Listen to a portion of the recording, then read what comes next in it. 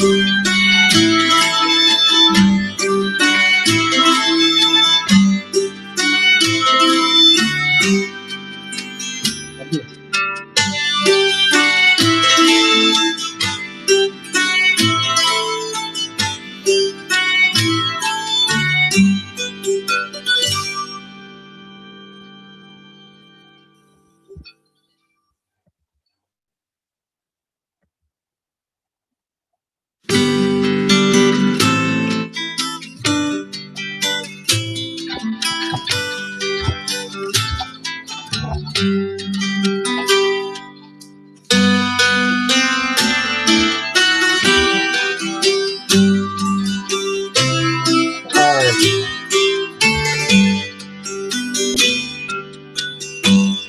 welcome you and happy Sabbath to another segment for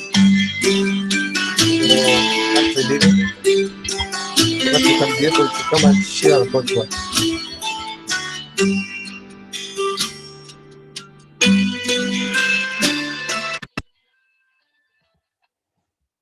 Hello and happy Sabbath.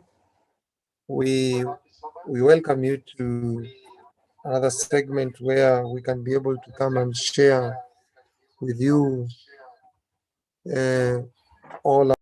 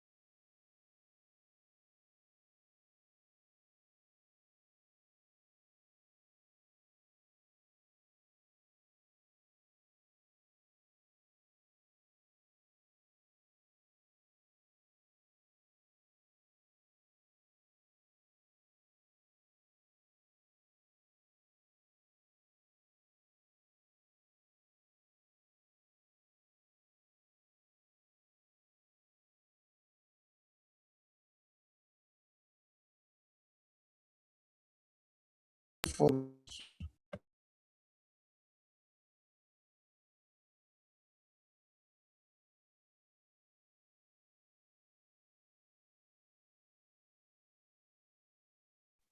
okay, I think sorry for that. We welcome you again. Sorry for the inconvenience. I think there was a volume issue.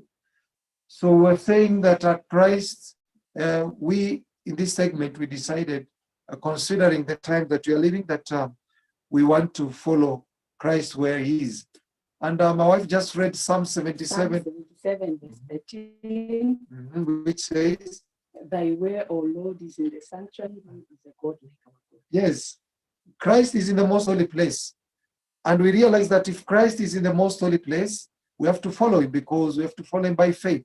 As He goes in and as He comes out, if we miss Him, then we'll be lost. The devil will be able to cast us out in the wilderness together with Him, as Christ is able to finish the work of atonement. Now, we want to see where Christ was, especially when He was here on earth. Before we go to the end, we'll start with the beginning. Now, if you go to the book of Luke chapter 4, or actually Luke chapter 4, chapter 2, Luke chapter 2, if we go to the book, we see where was Christ centering His ministry. Luke chapter 2, when He was born. Let's read for us from verse 1 up to verse 4. Okay. Where was Christ born, and immediately where was Christ taken? Okay, it says, and it came to pass in those days that there went out a decree from Caesar Augustus that all the world should be taxed. Yes. And this taxing was first made when what? Cyrenius was governor of Syria. And all went to be taxed, everyone into his own city. And Joseph also went up from Galilee, out of the city of Nazareth, into Judea, into the city of David, which is called Bethlehem, because he was of the house and lineage of David. Now, where did Christ go? Immediately he was taxed. Where did he go? Did he stay in the city? No. He was taken. Yes, wait. He was taken where? He was taken to the country. He was taken to the country. So Christ Himself, immediately he was born, He was taken to the country. Why was He taken in the country? There's something that Christ wanted to show us, that we cannot live in the what?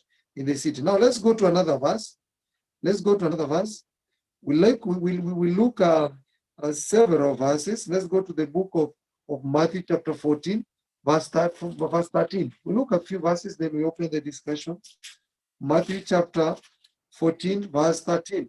Matthew 14, 13, it says, when Jesus heard of it, he departed hence by ship into a desert place apart, and when the people had heard thereof, they followed him on foot out of the cities. When people heard Christ, where did they follow Him? They followed him on foot out of the cities. So if you are hearing His voice right now, and you are following Jesus in the most holy place, where will you follow Him to? Out of the city. And it is what? A multitude, isn't it? Yes. Now, is there a multitude in the last days? Yes. Yes. Let's go to the book of Revelation, because type and antitype. We're just looking before we open.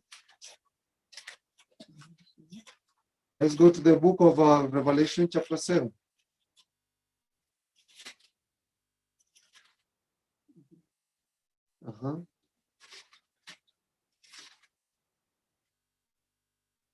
Let's go. Are we there? Revelation chapter 7.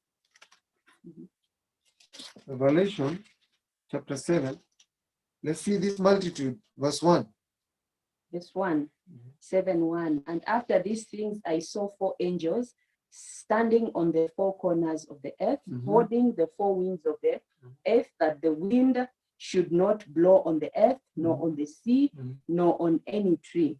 And I saw another angel ascending from the east, having the seal of the living God, and he cried with a loud voice to the 4 angels, to whom it was given to hurt the earth and the sea, saying, hurt not the earth, neither the sea, nor the trees, till we have sealed the servants of our God in their forehead. Where were they sealed? In their forehead. Now, which were these people that were sealed? Verse 4. Verse 4, it says, and I heard the number of them which were sealed, and there were sealed 144,000, all of all the tribes of the children of Israel. Now, the children of Israel were sealed. Were there a multitude? Read for us, verse 9. Verse 9 says, after this I beheld, and lo, a great multitude, which no man could number, of all nations and kindred, people and tongues stood before the throne and before the Lamb, clothed with white robes and palms in their hands. Yes. Now, are we seeing another multitude? Yes, we are seeing another multitude that are awaiting Christ coming. So if we are awaiting Christ coming, now we have to follow the multitude. We are waiting Christ. If we are waiting Christ, and we are to be sealed, and there was a multitude that seen in Matthew chapter 14, verse 13. The multitude followed Christ when they heard him. For us, if we are going to hear Christ's voice in the most holy place, we are going to follow him in the country. So now, let's go to another verse. We want to read. Now, Christ, let's go to the book of Matthew chapter 21, verse 17. Let's start at, where was Christ sleeping? Let's start from verse 17. Matthew 21, verse 17. Okay. Matthew 21. Matthew 21, verse 17. Verse 17 says, and he left them and went out of the city into Bethany. And then he did and what? he lodged there. Oh, so Christ, where did he lodge? He lodged in Bethany. Lodging is meaning what? Staying. He was like Sleeping. Sleeping. He's there. sleeping. Now, Christ, when he was on earth, he never stayed in the city. He stayed where? Out of the city. So Christ stayed out of the cities. Now, let me tell you, my brothers and sisters, if there are so many verses I can read even on evening in John 14, John 4, it talks when it was even, Christ went into the city. Now, out of the cities, and when it was even. So right now, if Christ will be with us, he could not be in the country, in the city, sorry. He could be in the country. Now, when Christ finished his ministry, when Christ finished his ministry,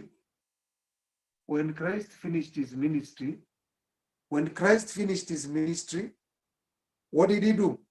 He went and took his disciples. Which verse is this one showing where Christ was and where did he take them? Matthew chapter 1. Matthew, let's go to the book of Matthew. 24. Just read for us. Okay, Matthew 24. When you read the book of Matthew 24, this had twofold fulfillment. The first part, the first fulfillment was the AD 70, and then the second fulfillment will happen when Christ is about to come. That's why when you read Matthew 24, it is prophecy. He was telling them what will happen. And here on Matthew 24, verse 1, it says, and Jesus went out and departed from the temple, and his disciples came to him for Private. Yes, came to him. What? Private. Came to him to show him the buildings of the temple. Yes. 2, it says, and Jesus said unto them, see ye not all these things? Verily I say unto you, there shall not be left here one stone upon another that shall not be thrown down. And as he sat upon the Mount of Olives, you see in the cities there are no mountains. How they were showing him the city. Yes, Jerusalem. And where did the devil, when he wanted to show Jesus the city, where did he stay? He took him up on the mountain to show him what was happening. Exactly. So when you see the mountain here, meaning Jesus was in the outskirts of the mountain city. Cannot be in the city center. Yes. So yes. He was seeing the temple from a distance. Okay. So they are saying that, and as he sat upon the Mount of Olives, that when shall these things be, and what shall be the sign of thy coming and of the end of the world? Yes. So meaning that these disciples, they marveled so much in Jerusalem. They wanted Jerusalem to be a city that will not be destroyed. But Christ, when he wanted to explain to them, where did he take them? He took them out of the city. Why did he take them out of the city? Because in the country, in the city, they could not be able to understand. Yes. Can you come to somebody privately in the city center? No. With all those noise? Yeah, there's a lot of noise and a lot of distraction. And a lot of confusion. Yeah, so when Jesus wanted to speak to them, he would take them out of the city. Even most of the time when Jesus was speaking, he usually, you see when he's speaking, maybe he's on the seaside. He used to take the people into nature so that they can see nature, to behold the God of nature and to appreciate nature itself. As he was speaking, then there will be maybe beside the sea or the river Jordan or on the mountainside. So he was most of the time he was beholding nature, and he was teaching them from the things of nature to bring the point home. Yeah. So Christ himself took people out of the city. Now, do we have a prophet? Yes, we have. Did Eleanor talk about us moving out of the city? Yes, she did. Now, let's look on the screen so that we can be able to see what our prophet said. Now, this is Ellen White. This is Ellen White. We're going to see a few slides. Now, let's see what Ellen White says. Out of what? Out of the city. Out of the city.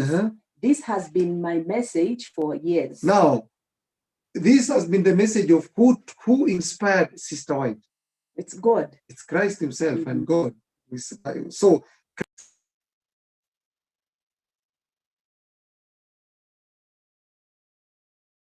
So, Christ's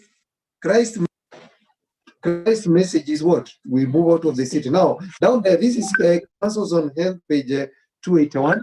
Counsels on Health, page 281. What does it say? It says, the cities are to be what? Worked from where? The cities are to be worked from outposts, said the messenger of God. Shall not the cities be warned? That was the question that Sister White asked, because the messenger of the Lord told Sister White that the cities are to be worked from outposts. Is it working in the office? No. An outpost center is something that is found in the country. Most people don't understand an outpost. Yes, that's why it is called outpost. It is something that is out of the city. And even in the army,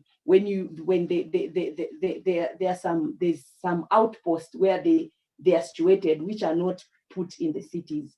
So they will create something out of the city where they'll be doing their trainings and everything. So even God is telling us that we need to have an outpost center. We need to be situated somewhere out of the city. Yes. So what we need to understand is that we are living in the last days. Yes. And we need to follow Sister White. Let's continue with the slide, what she was saying. She said, say the messenger, shall not the cities be warned? Yes, not by God's people living in them, but by their visiting them to warn them of what is coming upon the earth. So God is warning that if we are to warn people, we are to warn them of what is coming. We are to warn them of the danger that is about soon to happen upon us in a greater multitude. We have to move out of the city. Now, he said again on Country Living, page 31, repeatedly, not once. This is insisting. You saw up there, out of. It means a repetition. It means something that we must take heed. She says repeatedly, the Lord has instructed us that we are to work the cities from outpost centers. Outpost centers are centers that we can be able to move out of or train ourselves for in terms of getting the character of Jesus, going to the city, bringing people to the outposts, training them to be self-sustainable, one, spiritually, and two, physically. That is an outpost center, a place where we, number one, train ourselves to be self-sufficient spiritually and physically, and two, a place where we can be able to bring others after training ourselves, equipping them spiritually and physically, so that we can go out as a company of soldiers to finish the work. Then he says, in these cities we are to have houses of worship as memorials of God, but institutions for the publication of our literature, for the healing of the sick, and for the training of our workers. Workers are to be established out of the city. So we can never have a sanitarium in the city. We can never have any training in the world because of what? The confusion that is there. Especially, it is important that our youth should be shielded from the temptations of the city life. We are to be wise as serpents and harmless as doves in our efforts to secure country properties at a low figure. And from these outpost centers, we are to work the cities. This country living aids that we're now, the question asked, where do I go? Where we are going, number one, we pray. Number two, we are to secure country properties at a low figure, meaning figure that God is able to give, not us. And two, it is something that God will do a miracle in terms of God allowing us not to use more so that we can invest more in the gospel. So we are to be wise. We are, even if God has blessed us with money, we are to be wise as serpents and harmless as doves when securing country properties. Now, this is a newspaper. Then in America now, other than Sister White, there are people of the world who are propagating this message. This is an ex-NFL player who made 25 million, quit football at 29 to become a farmer. Now, this guy used to earn 37, he signed a 37.5 million contract. This is 2014, and he left it. He said he's going to the country. Not an Adventist, not knowing three angels' message. While me and you, we are in the city, dwelling there and doing all sorts of things. And then this is another one. We are being told that is his farm. But we're being told, I left a shilling 500 salary for what? For farming. So there are people who are living out of the city and they're enjoying 500,000 Kenyan shillings. Are they happy? Yes, they are very happy if you see them. We are being told Kinyua started out as a telephone farmer.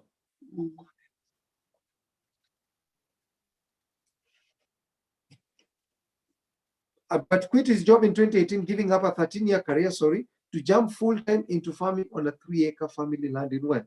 Now, Muru speaks with hustle about his daring idea to plant specific crops in small quantities for specific retail customers. He walked away from a salary for just over 500,000 to focus on what? On a farmer, Ken Brand. Why?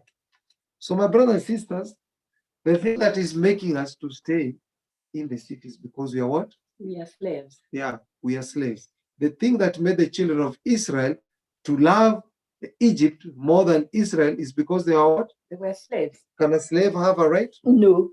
Can a slave be able to own anything? No. What? Who owns everything? The master. Now, in the current situation, do we have masters? Yes. Is the boss? We have slave masters. Yeah, we have slave masters. Did those slave masters misuse the children of Israel during the day or during the night mostly? During when they are active or when they are inactive? During when they are active. During the day, isn't it? During the daytime. Now, for us, are we misused during the day more or during the night? During the day. That's when we are Christ says, I must while it's for the night cometh, while it's still day. For the night cometh, when no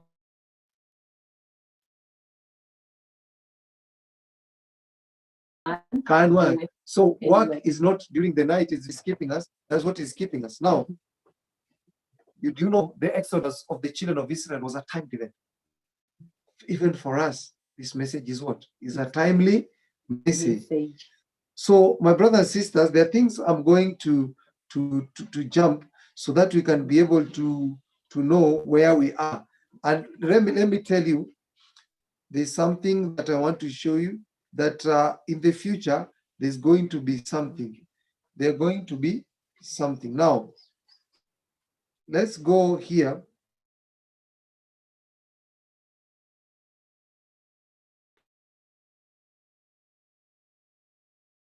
So that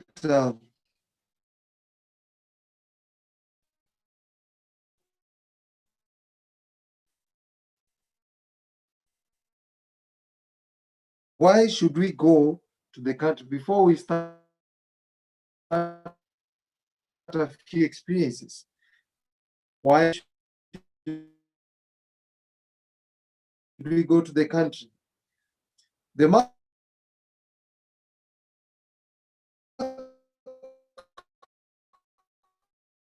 of the beast.